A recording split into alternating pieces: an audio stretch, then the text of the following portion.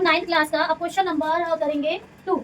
प्रश्न है योगफल ज्ञात कीजिए। क्या है? योगफल ज्ञात कीजिए। ठीक है, तो अब इसको सॉल्व करेंगे बेटा। देखिए 1 है 2/5 प्लस 3/10। अब इसका हमें योगफल ज्ञात करना है, तो हम क्या करेंगे 5 और 10 का एलसीएम लेंगे। एलसीएम कैसे निकालते हैं यहाँ पर देखिए, 5 और 10 का हमें एलसीएम निकालना है।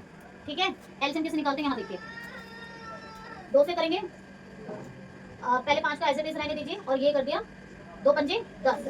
अब 5 से कर दो, 5 एकम 5, 5 एकम 5, तो हमारा क्या आया 2 गुणा 5, तो 2 पंजे 10। तो इन दोनों का एलसीएम क्या निकल गया 10 निकला ना। यहाँ देखेंगे अब हमें क्या करना है, 2 को तो हम एज इट इज लेंगे, एज इट इज उतारेंगे। इसको ऊपर वाले को अंश कहते हैं, नीचे वाले को हर कहते हैं। ठीक है, तो 2 जो हम इसको एज इट इज रखेंगे, और जो 5 है ना, 5 देखो किस पे आता है 10, 2 पे 2 पे आता है। तो 5 यहाँ पे करेंगे 5 दूनी 10, इसलिए यहाँ पर 2 आया। समझ में आई बात? बीच में प्लस का निशान है, प्लस का निशान एज इट इज रहेगा। अब ऊपर वाले को सेम एज इट इज लिखेंगे। ठीक है बेटा, ऊपर वाले को सेम एज इट इज लिखेंगे जो अंश है। देन अब देखिए 10 के पहाड़े में 10 किस पे आता है? 1 पे, 1 पे, तो ये एज इट इज रहेगा। ठीक है 1। अब यहाँ पर देखिए 2 दूनी कितना हुआ 4, जमा का जमा एज इट इज रहेगा। और 3 एकम 3, दोनों के नीचे क्या है 10, 4 और 3 7, 7/10। ये हमारा आंसर है। आया समझ में? Yes, समझ में आ गया? इसी तरह से नेक्स्ट करके देखिए। ठीक है बेटा, एलसीएम निकालना आ गया ना सभी बच्चों को? तो ये हमारे इस क्वेश्चन का आंसर है 7/10। इसी तरह से हम क्या करेंगे, पहले एलसीएम निकालेंगे 12 और 8। वेरी गुड, एलसीएम निकालेंगे 12 और 8 का।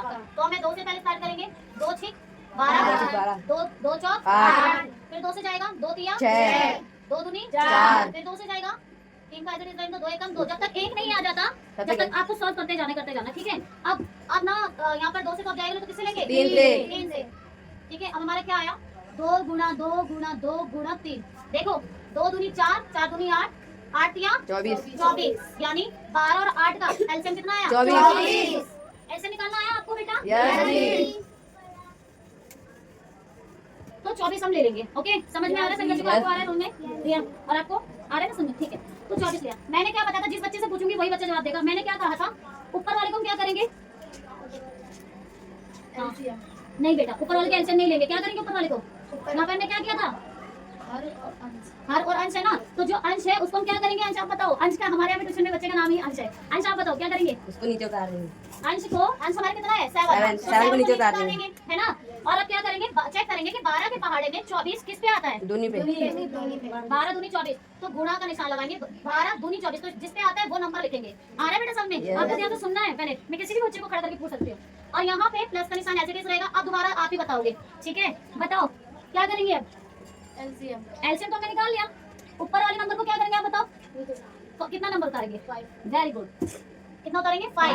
ठीक है, और अब क्या करेंगे आप ही बताओ? 7 से दोनों गुणा करेंगे। नहीं, 8 को हम क्या करेंगे बेटा? 8 से हम चेक करेंगे कि 8 कौन से टेबल में आता है।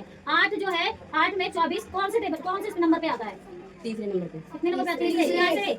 8 का 8, 8 दूनी 8 से 24, 8 या 24, तो यहाँ पर मैं क्या लिखूंगी? 24। तिया लिखूंगी। क्या लिखूंगी? 8 तिया 3 पर आता है, तो 3 इधर लिखेंगे। आपको समझ में आ रहा है या नहीं आ रहा? ठीक है, देखो दोबारा से बताते, ध्यान से सुनना। 12 और 8 का एलसीएम लिया 24। ठीक है, 12 और 8 का लिया एलसीएम 24। और अब क्या करेंगे, ऊपर वाले नंबर को सेम एज इट इज उतार देंगे। और जो नीचे वाले नंबर है हम क्या करेंगे, नीचे वाले नंबर में चेक करेंगे ये जो एलसीएम है कौन से नंबर पे आता है? दूनी पे। तो 12 दूनी 24, इसलिए 2 है वो यहाँ पर उतारेंगे। समझ में आई बात? तो यहाँ पे प्लस का निशान लगा दिया क्योंकि बीच में प्लस का निशान है। अब क्या करेंगे, ऊपर वाला जो अंश है एज इट इज उतार दिया। और अब चेक करेंगे कि 8 के पहाड़े में 24 कितने नंबर पे आता है? तो तिया पर आता है 8 तिया 24। अब क्या करेंगे, जैसे जैसे लिखा वैसे सॉल्व कर दो। 7 दूनी 14, और प्लस का निशान 5 तिया 15। बीच ये कितना है? 24। 14 और 15 कितना हो गया? 29। और बटे का बटा आ जाएगा 24 का 24, तो ये हमारा आंसर हुआ। ठीक है, आया? Yes. चलो